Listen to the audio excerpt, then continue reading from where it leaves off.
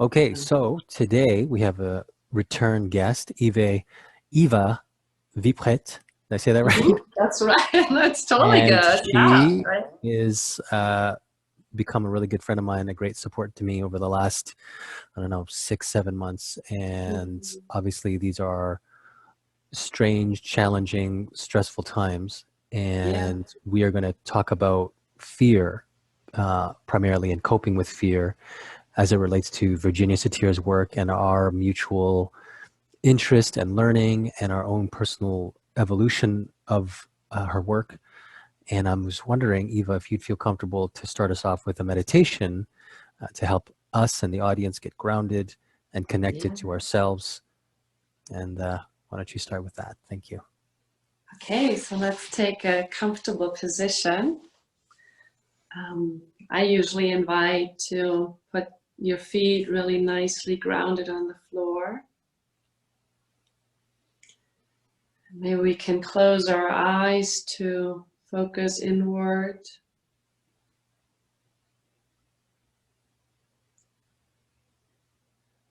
I invite all of us to just let breathing happen.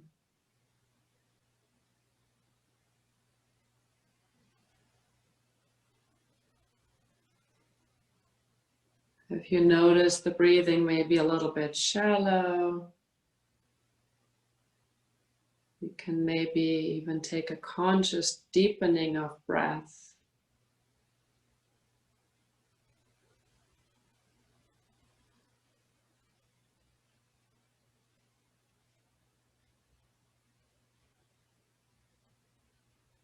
I invite us to, as we feel the feet grounded on the floor, maybe to imagine that there are roots growing into the ground, connecting to the energy more of groundedness.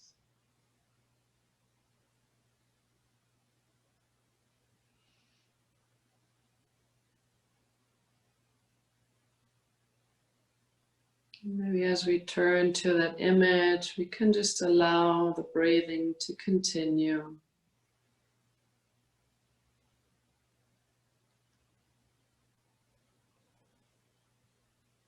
You just focus on grounding roots like a tree.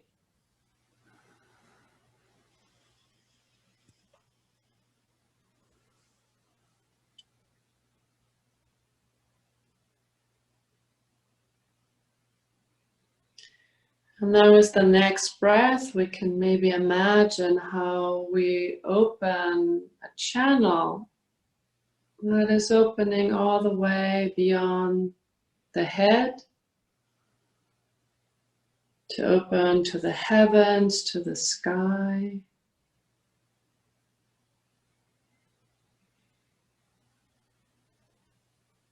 To connect to inspiration, creativity,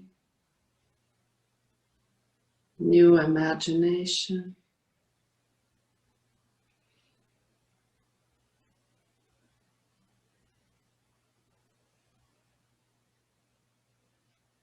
And allow the breath to connect those two grounding roots, opening channel, creativity.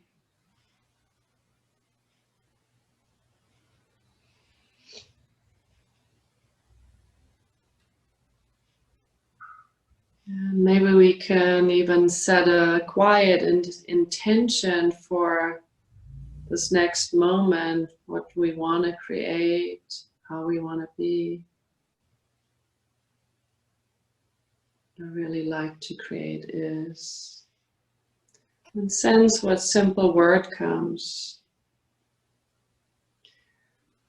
For me, it's self-connection, and maybe you can sense what it is for you.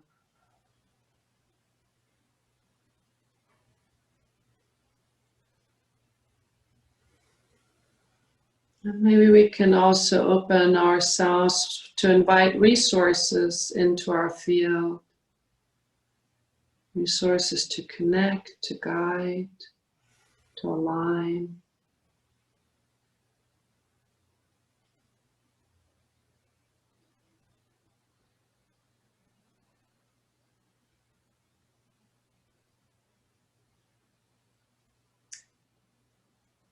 So with that connection of the grounding, the opening channel of imagination and creativity, holding an intention, beautiful like a sword of direction.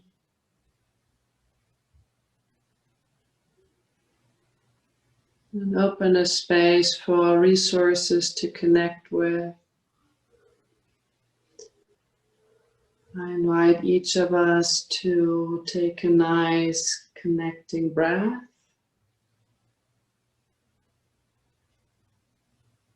And then return back out into the open.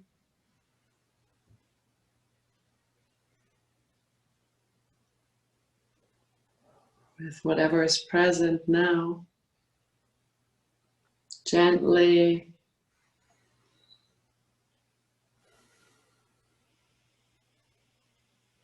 So that in our best capacity now we can open our conversation.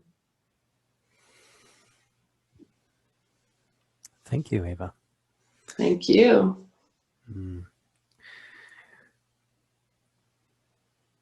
It's in times like this, it's a very powerful and important resource to be able to go inside and to find some grounding and to connect to our resources.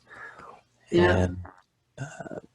And before we started recording, we were talking about, you made this distinction between types of fears, and I wonder if you could summarize that, maybe to start us off. Yeah. Well, I've been noticing in my own self that in these times of challenges, of adversity, where I'm actually noticing there's a shift in the energy field. When I go out, I notice there's and kind of anxiety. I taste anxiety in the field. Sounds a little strange, but that's probably the best way I can describe it.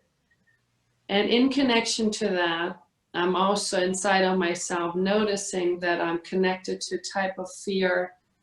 Maybe that's more like an alarm, so where I'm noticing it's realistic. For my, like in my personal situation, I'm usually scheduled a year or 2 years in advance. It's a lot of educational workshops, and it's, with group forming, and all of them, because of the situation, have been canceled. Postponed. So we want to do them at some point, but it's definitely the next months.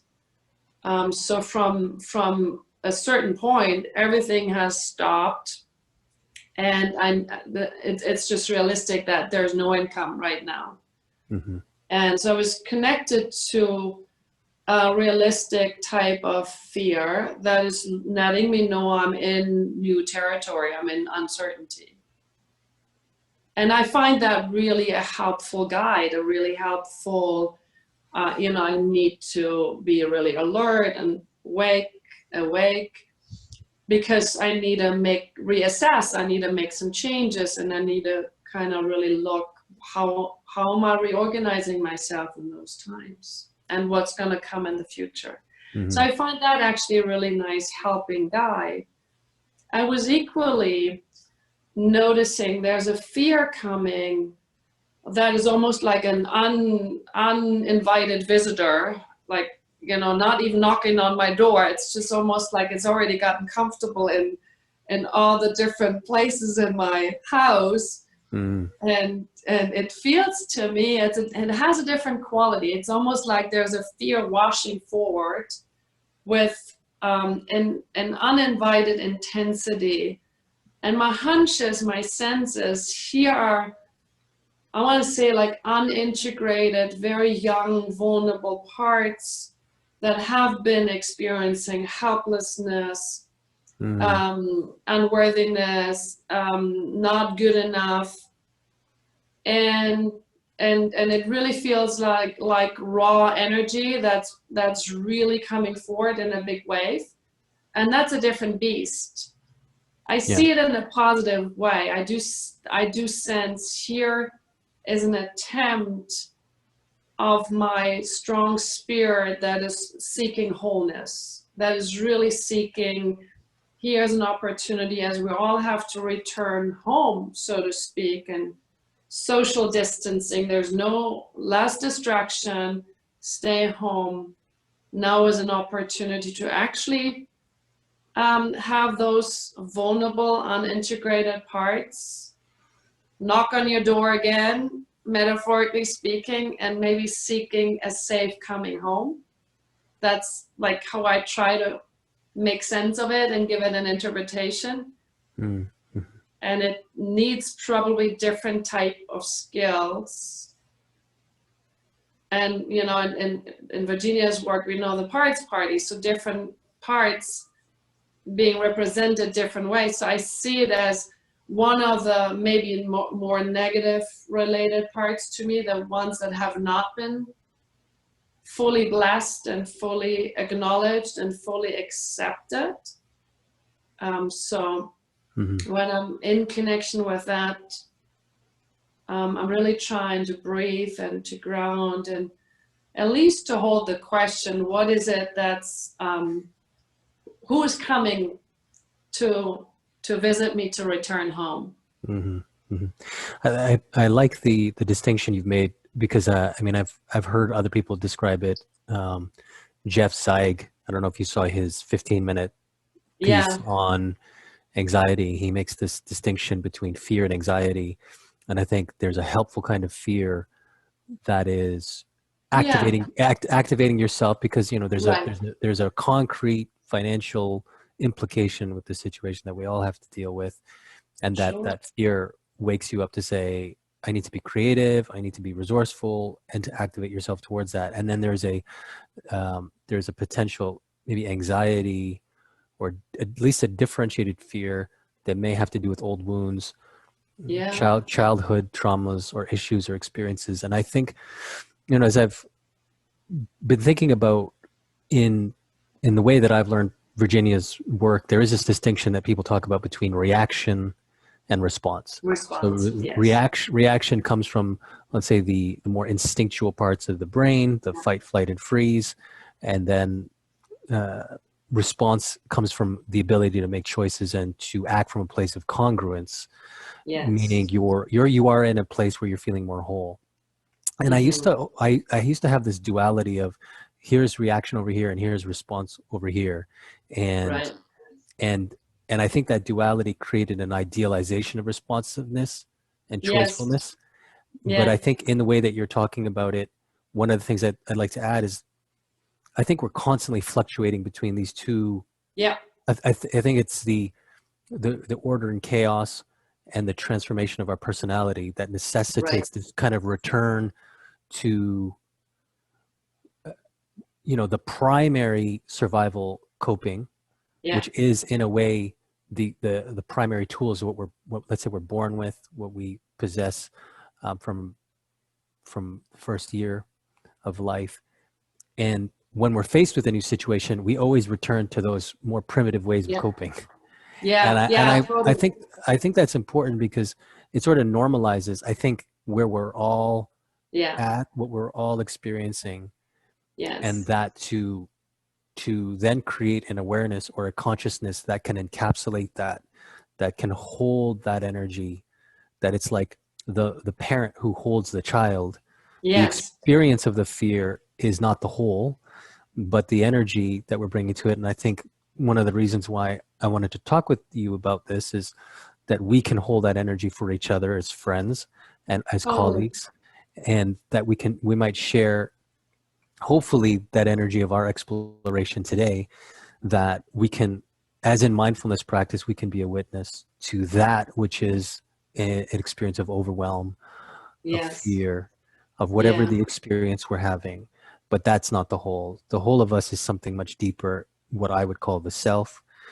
other people might call soul or spirit or life Right. energy, whatever word you want to use to describe it. There is always something that transcends, and that place that transcends is the source from which we will generate new solutions to problems that we're facing Right. as individuals, as families. And so I, I, I want to be in that space with you to explore, what do we do with these fears? How do we tell the difference of when we're in this, and I like the hand, you did this hand motion, like a standing, I imagine like standing in a shallow part of the ocean and a wave kind of throwing you off. It comes from Yeah. a deep place of the unconscious, perhaps, where we're thrown off, and comes from a very old place, maybe an ancestral Yeah. place. And then Yeah. there's this more functional fear of, so late at night you hear a sound in your house, and you're paying attention to that. Right. How Yeah. would you differentiate, maybe in your body? How do you tell the difference when you're dealing with one Yeah. fear as opposed to the other?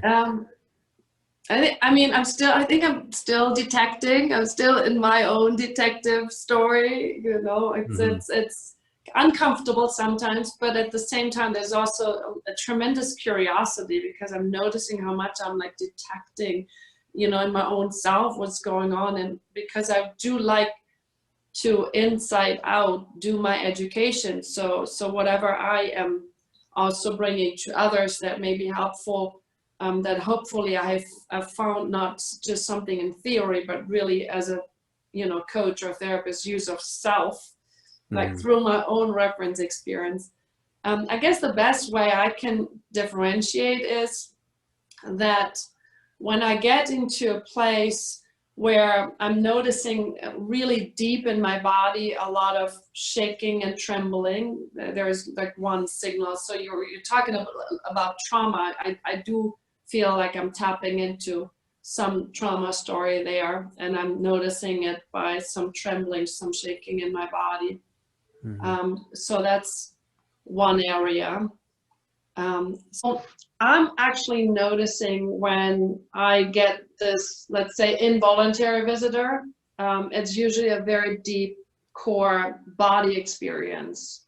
Like in my case, there are different qualities of like trembling, shaking in my body. Hmm. And you were talking about trauma, and I'm pretty sure I'm tapping into some trauma story there. Not that I have a conscious connection, a conscious story to that, but I'm just noticing. So it's a very deep body response that I'm noticing. So what do you I do with guess that when you experience that, Eva? When you experience that for yourself, what do you do, or if anything? um, when I do notice the physical discomfort, and usually also accompanied by confusion in my mind. I think I start to hop and jump, and it doesn't feel like a coherent story yet. So if I do notice those two connections, deep body experience, cognitive jumping around, so confusion, that is a moment where I'm noticing I'm really crashing into a stress coping response. And with my will, there's nothing I can really do. I notice, and then I usually go into some body practice, and that can be different things. One is I love the pose in yoga where you do chair. Okay. Yeah.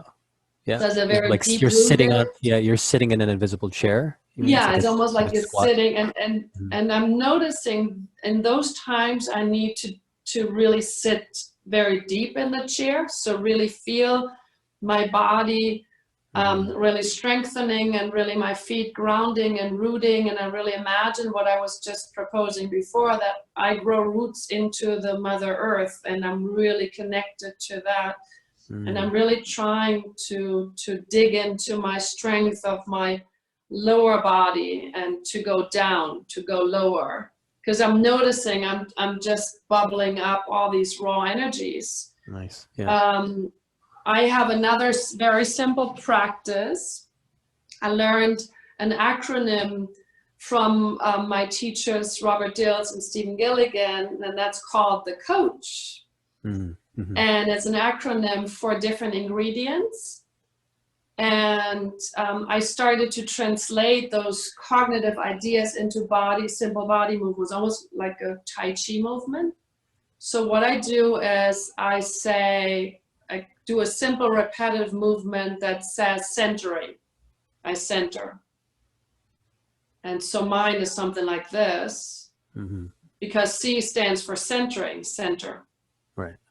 Right. And And so then just to the O. describe, when people are listening, just without the visual, what you're doing Right. is you're kind of splaying your hands outwards around towards the top of above your head, and then bringing your Right. hands together without Yes. touching into almost like a prayer position of your It's hand. almost like a prayer. Yeah. But the way I introduce it, I'm just dropping the seed centering into my mind and my body, and then have my body answer with a very simple, repetitive movement that will best educate me what centering means. When I just give my body the permission to teach me how I would express that as a simple, repetitive movement. So you listen to what your body wants to do? Is that what you're saying? Yes. So it might be something Yes. different at a moment in time. Yeah, maybe next time it's this movement. Okay. Maybe next time it's this. Just the prayer position or namaste. But what I do is I basically say centering, and how would my body best translate centering in a slow, sensual, repetitive, simple body movement. Nice. Yeah. Yeah. That will best embody that. So I think for people listening, it's good to have options. One is just namaste or a prayer position, holding your hands to your heart. Yeah. And taking some breaths and seeing if or that maybe fits. touching my belly center, holding my belly center, and just breathing into my belly center, because that's one center. Or maybe holding my heart center and breathing into my heart center, touching it, breathing in, and connecting by centering. Yeah. What exactly do you mean by centering?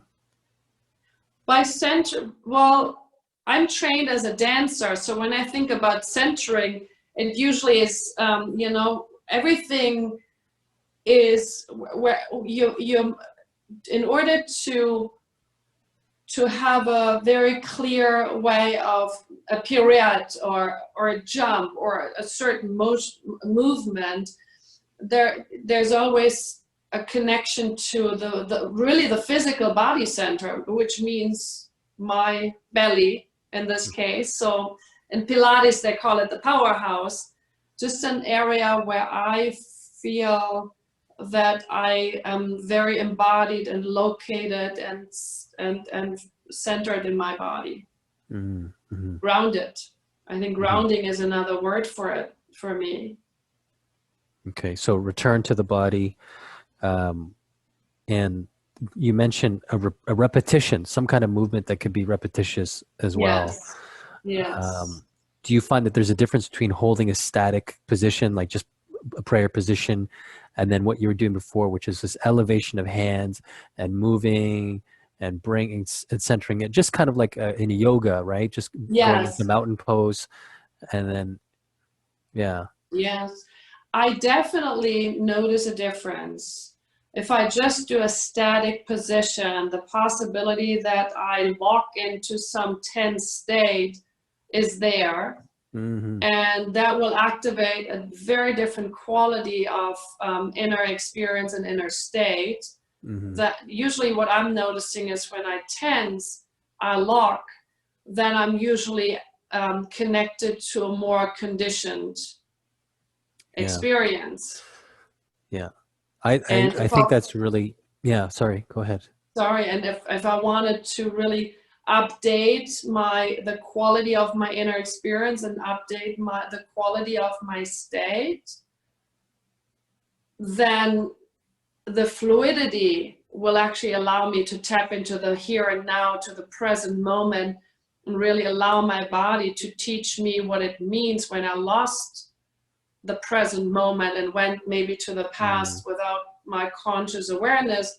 The body can through this, let me step back into the river again, like as a way for me to step back into the river of Yeah. life. Yeah. I think in the way that within the satiric models, the metaphor of the iceberg to describe one's inner experience, behavior, how you feel, the expectations, the different thoughts you have. And I've thought of, when we talked about the difference between reaction and response, I've started to think about the iceberg as representative of a reactive mode, because Yes. ice to me is the perfect image of being stuck in a rigid form, Yes. right? It doesn't move. Yes.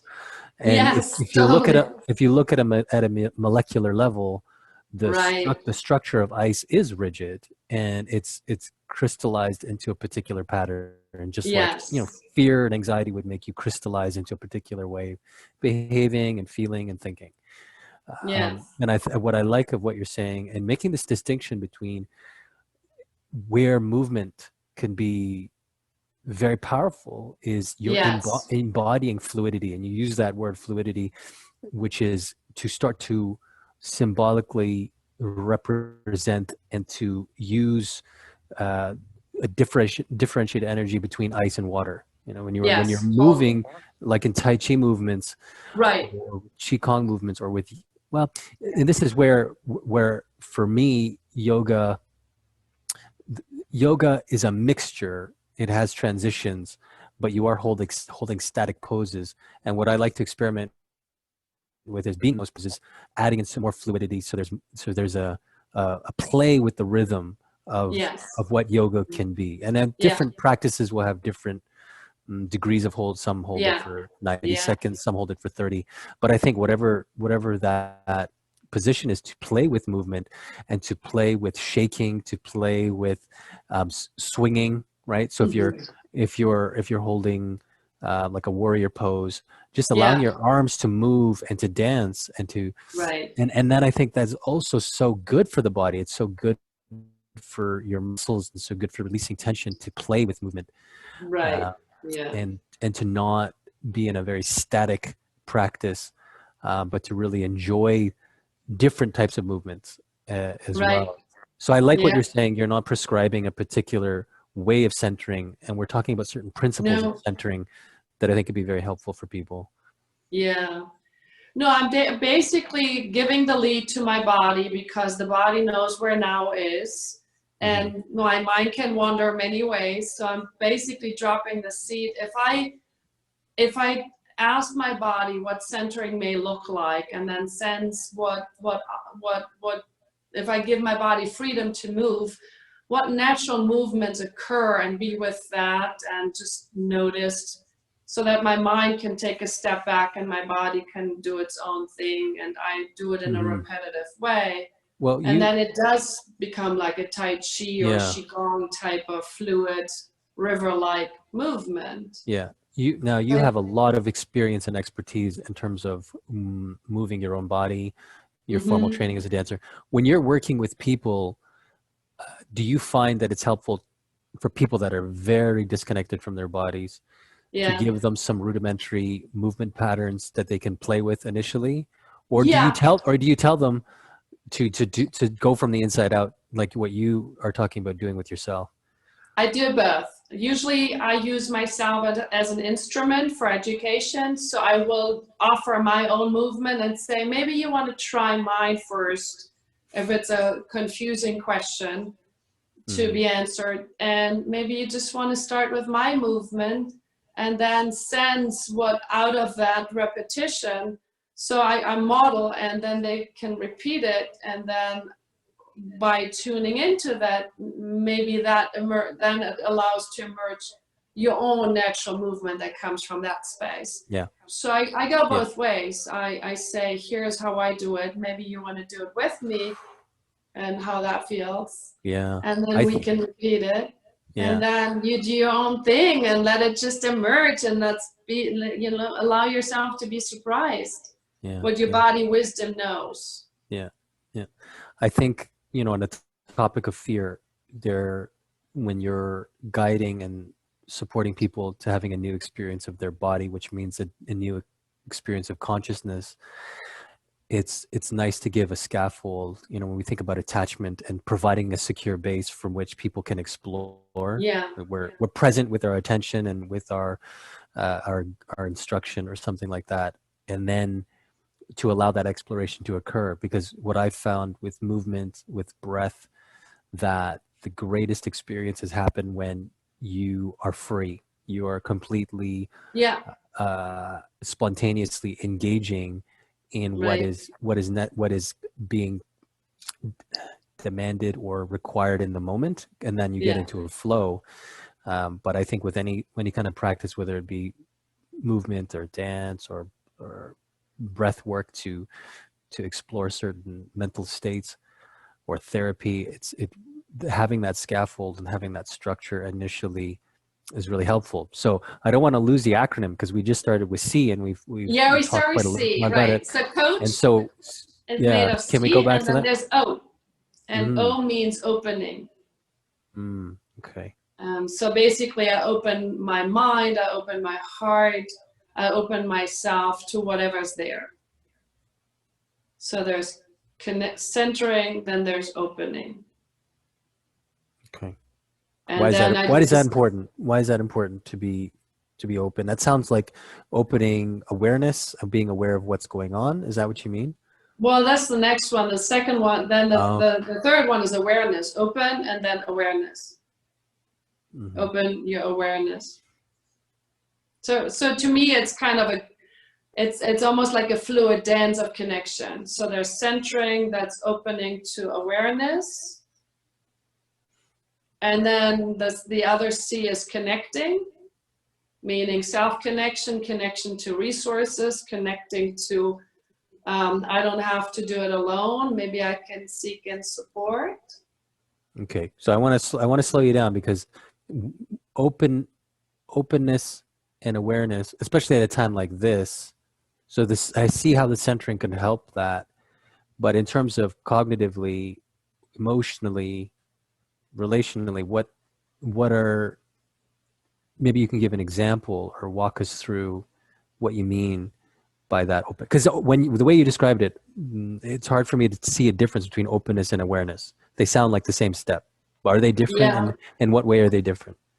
I guess when I feel more, I'm keeping my heart open, or I keep my belly center open.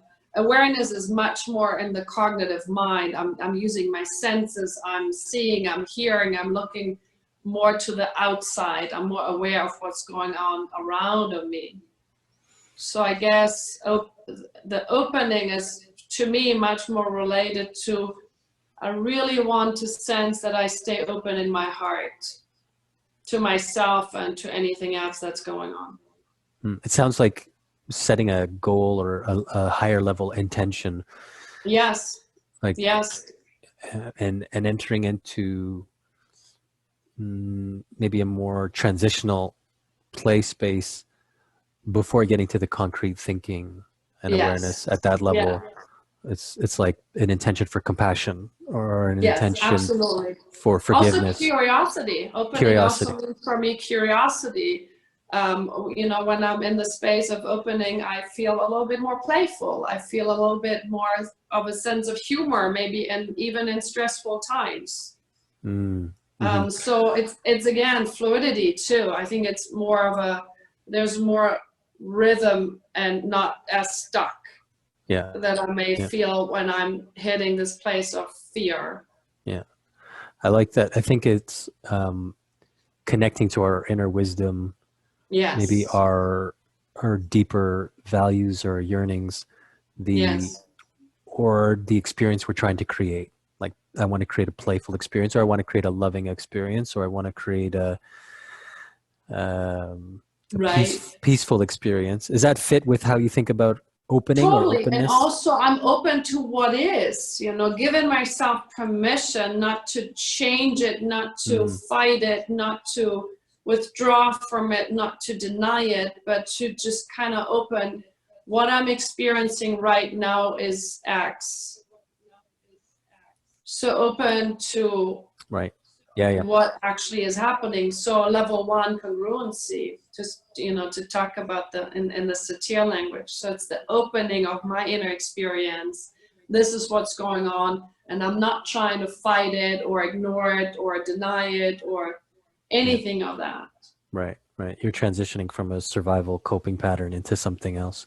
Exactly. But I need grounding and centering and embodied locating. I'm me here right now before I can actually open to what's going on, so Mm, that I feel what's going on from a more rooted and grounded place. And it's not as overwhelming, because I feel through grounding, we're allowing ourselves to activate a little bit more of our mature adult grown-up self, that then can really stay open to, okay, I'm really noticing I'm afraid, and or I'm really noticing there's a lot of shaking going on. What is that all about? So open with compassion, open with curiosity, mm, open with a mhm. little bit more, I can use my senses to notice what's happening. Nice. Yeah, yeah.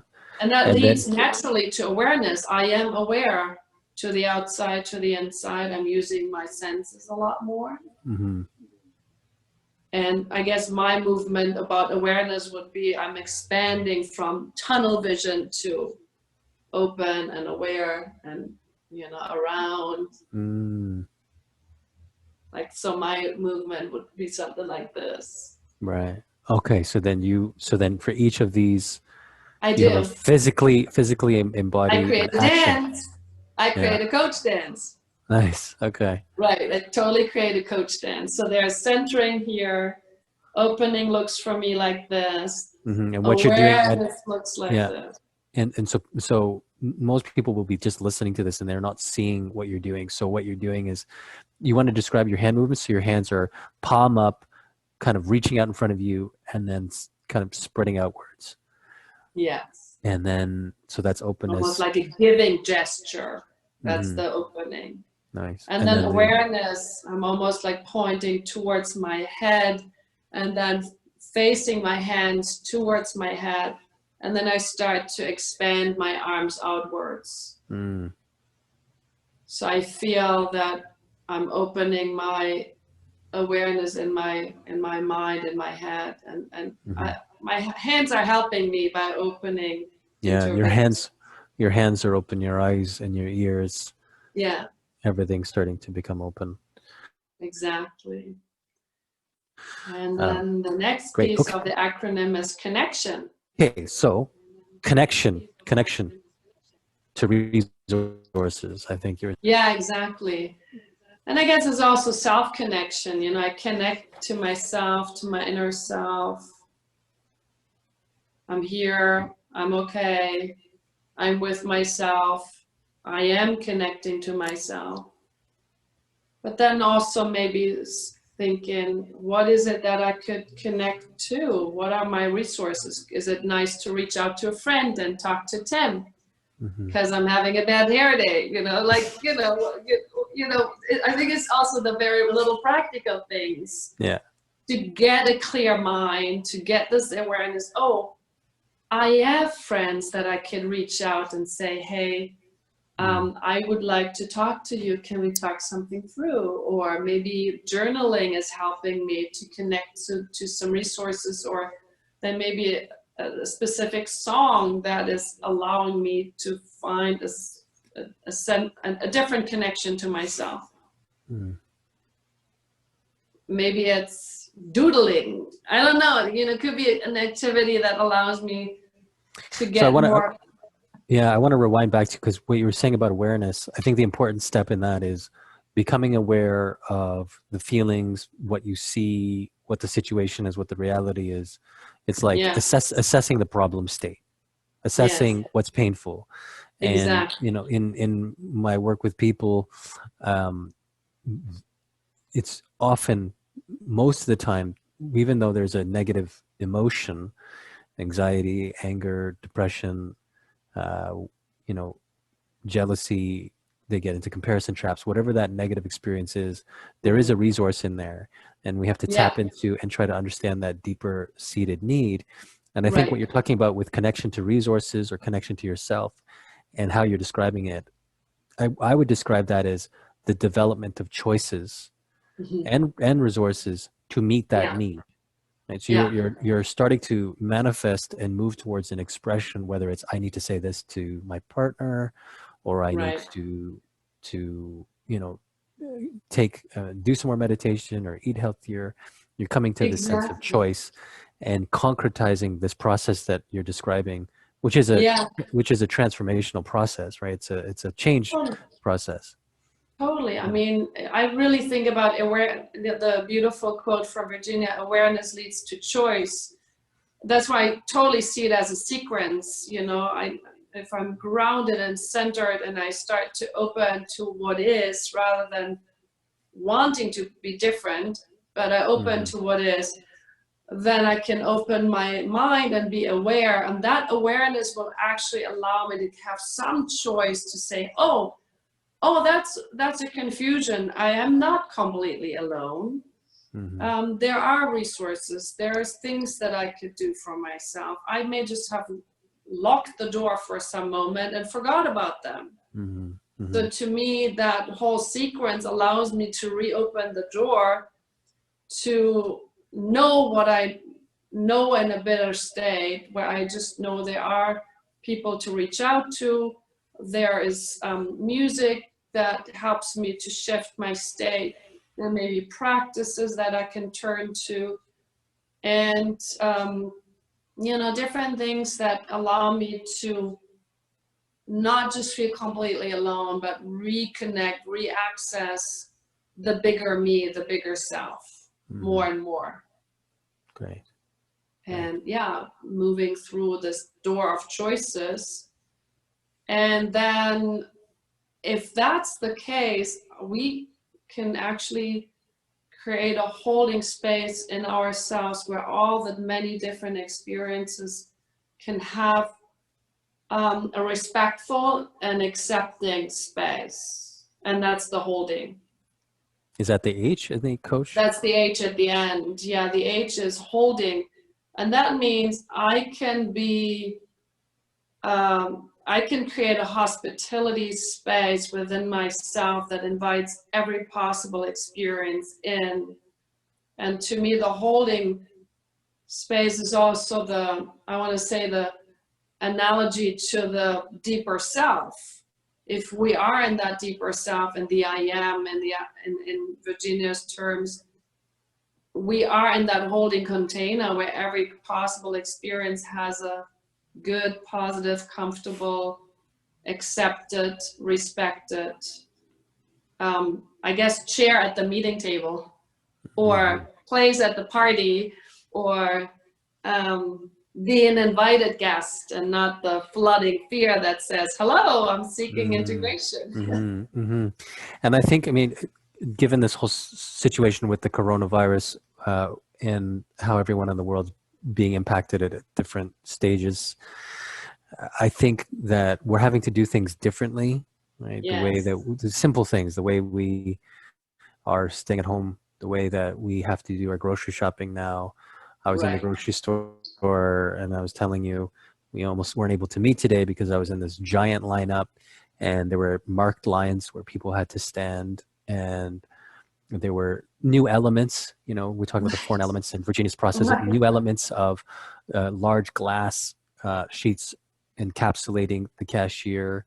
Sure, yeah, There's this energy of fear that you're talking about of uh, you know the cashier. You could sense there's a tension in the air, and right. them needing to sort of bark at people to do things a certain way, to stand at a certain place. And Exactly.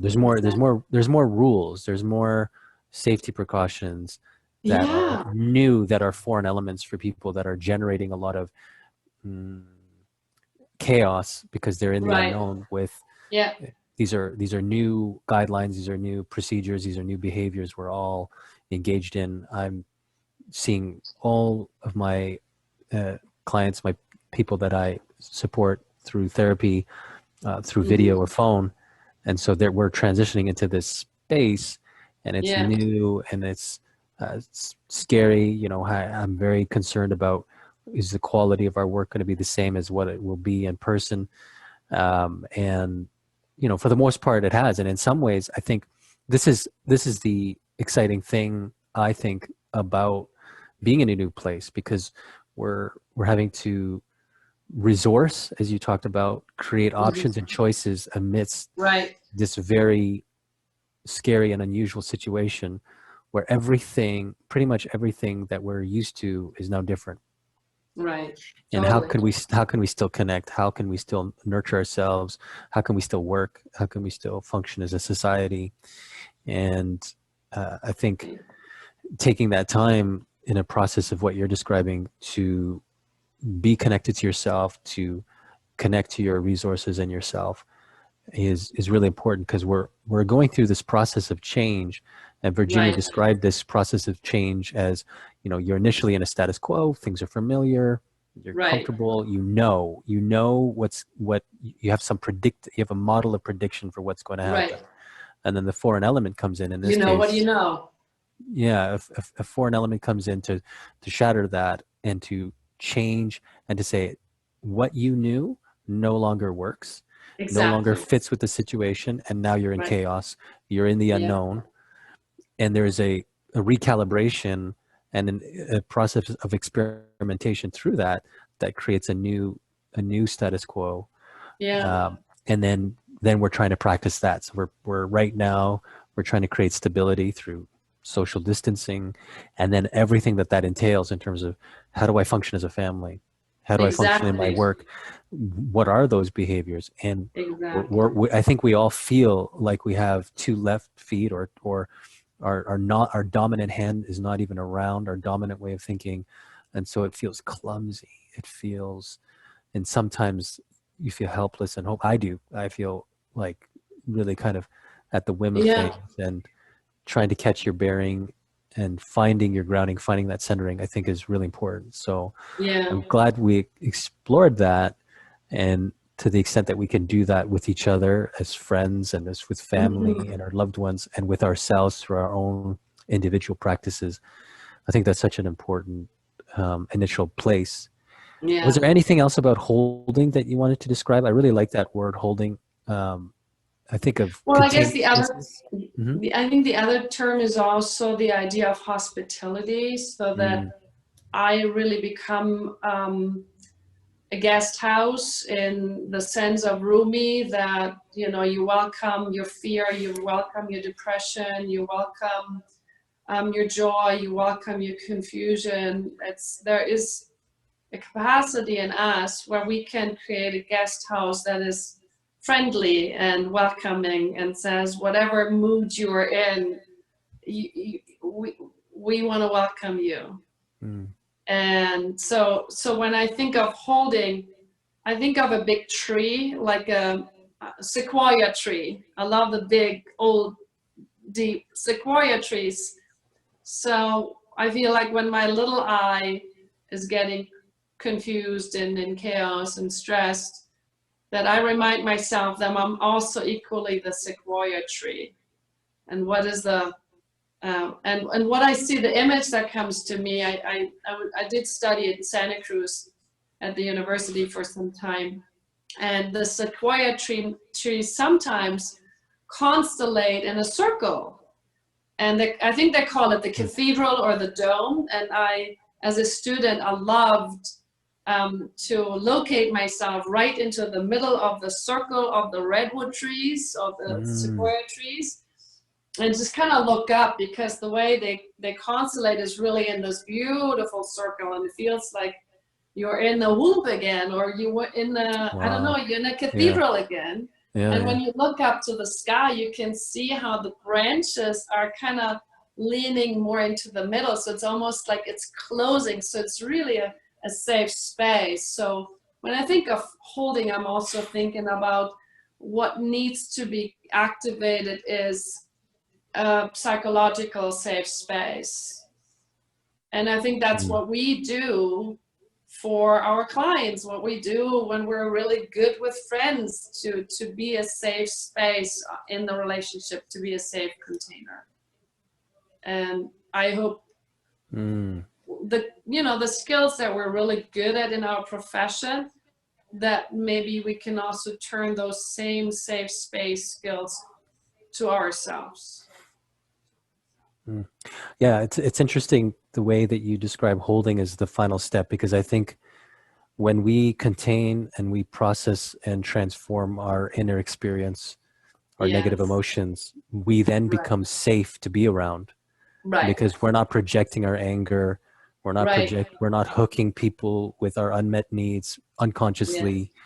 We're maintaining a healthy relational space with others. And like you That's right. described, I mean, trees are great teachers in that, because I think so. they have to share. How do you share the soil? How do you share the sun? How do you share the air? And it's interesting, the analogy of that with social distancing. I think when it comes to what we're maybe recalibrating or relearning is how do I be a person physically in relationship to other people, and then Yes. what are the implications of that psychologically. Right. I think amongst my colleagues, we're thinking, how do we still connect in a meaningful way with people when we're not in the room together? How do we still reach them? And I think Right. that may require an increased consciousness of what's happening in our bodies so that we can describe it to each other. Yes. What I'm feeling in my chest is this, this is what's going on in my stomach. Or I notice, I can see you, even though we're not in Yes. person, I can see in your eyes, I can see the sadness, or I can see you frowning. Right. We can start Yeah. to explicitly communicate in these ways that let each other know where I see you and you're important, Exactly. and Exactly. yeah. And I think, well, anyways, I think these things that you and I have learned from the lessons that Virginia Satir emphasized in her work of Mm. communication has a lot to do with creating safe and nurturing spaces between us, Yeah. such that we're aware of our psychological needs and our boundaries, and how to respectfully give and receive from one another. Yes. She described communication as the giving and receiving of information. And Yes. information is not just cognitive information, but it's all kinds of Totally. information. Um, so, yeah, Eva, I think, I is don't there know if you any? hear that in the background, but people are applauding here in Cologne right now. It's 9 o'clock my time. So when the Oh, applause starts happening, it's all the health, it's the applause to all the people at the front line, who are mm, supporting in the health area, like the nurses and the doctors and everybody in support. And so 9 o'clock is usually when we do the big applause. You may have oh, heard it in the background. So that's another yeah. way to Let's applaud them. create Yes. connection and holding and stuff. Yeah. And like before we got on this call, applauding the people that are allowing us to access essential services like food, like Yes. medication, Yeah, like totally. all these things that we need to survive at a bare basic minimum. Yes. Let's applaud them. And I think, Yeah. as much as we want to have positive intention, this process of what we're describing, which is also dealing with the muck and dealing with the difficulties that live inside of us and between one another, is really important. And then Yeah. from there, I think we can really hold in ourselves a much more powerful, positive action and intention, to be hopeful, to be peaceful within Right. ourselves, to be intelligent, whatever it is that we need to do from our own unique perspective, to make an offering of ourselves and to receive that from one another. So Yeah. Yeah. yeah, yeah. So any final thoughts from you, Eva, before we wrap this up? Yeah, I guess I was, the final one is I was giving you the coach, which I guess is the positive version, right? The connection, open, aware, connecting, relating, Mm-hmm. and then holding. But in times like this, I'm definitely noticing that I'm doing much more, I guess, a crouch, which means I'm contracting usually first. I'm noticing I'm contracting and maybe being tense, and I may notice I react. So catching my contraction, my reaction, to then kind of pause and slow down and open, to then turn to awareness, is probably what feels a little bit more realistic these days. And given that, I'm really mindful and doing my coach practice so that I can activate and strengthen the muscle for me to update my state, my state of being as best as possible, to navigate myself through you know, big waves, big rip curls. Yeah. For me, when I think about awareness, the word truth is maybe a value or virtue Yes. that guides me into that. I want to be as honest with myself about what's going on in I me, think that's what may be right. going on with you, and to have forgiveness for myself that because I'm constantly in a process of learning and growing, there's things that I won't see. I will have blind spots. And Virginia pointed that out all the time. She said, you know, we all have a back, we all have blind spots. Nobody sees them. And so we need one another to help support our growth through being able to see that. And especially at a time like this, to help each other out and to, you know, forgive ourselves and each other, and then to grow from that place and to evolve from this chaotic, painful place where we're all living in this world. Right. So that's true. Well, I heard Virginia say there's no cure, there's only evolvement, and I'm very much attuned to that idea that you may be knowing so many things, but when the field, when the larger community is really in an intense crisis, I can know so many things, but it may take me a little bit to get there and to activate it. So I'm gradually going into evolvement and not thinking, oh, I got it, I understood what I need to understand. No, I need to be responsive all the time. I don't think that's possible. No, I'm trying to be, I guess, gentle with myself. I love the song. Karen Drucker is singing a song that's called I Will Be Gentle with Myself. So I'm sometimes playing the song to myself. And Karen Drucker sings so beautiful, I will be gentle with myself. And I think there's a line where she says, and I will do it at the speed of my slowest part of me. Nice. So I think it really speaks to the most vulnerable and the slowest parts in us. And maybe my mind can have understood a lot of things, but there may be a very slow part in me that lives much deeper in my body that still needs a little bit more integration and involvement, and especially my safe holding space. So I'm trying to be gentle with myself as much as possible, especially today. Good.